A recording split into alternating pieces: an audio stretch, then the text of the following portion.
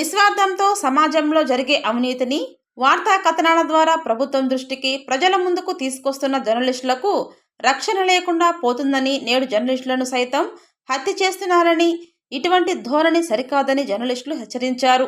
చిత్తూరు జిల్లా వికోట ప్రాంతంలో వాకింగ్ చేస్తున్న సమయంలో ఆంధ్రజ్యోతి జర్నలిస్ట్ జగన్మోహన్ రెడ్డిపై వేట కొడవళ్లతో హత్య చేసిన దుండగులపై కఠిన చర్యలు తీసుకోవాలని ప్రభుత్వాన్ని కోరారు.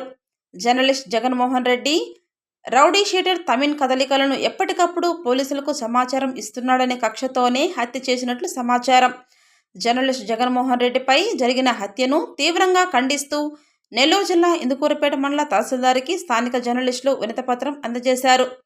జర్నలిస్టులకు రక్షణ లేకుండా పోతుందని, శాసనసభ్యులతో సమానంగా క్రైమ్ ఇన్వెస్టిగేషన్ జర్నలిస్టులకు గన్మెన్ ఏర్పాటు చేయాలని స్థానిక జర్నలిస్టులు డిమాండ్ చేశారు. దుండగుల చేతిలో అసువులు బాసిన జర్నలిస్ట్ కుటుంబానికి ప్రభుత్వం అండగా నిలవాలని డిమాండ్ చేశారు. ఈ కార్యక్రమంలో మండలంలోని జర్నలిస్టులు తదితరులు పాల్గొన్నారు.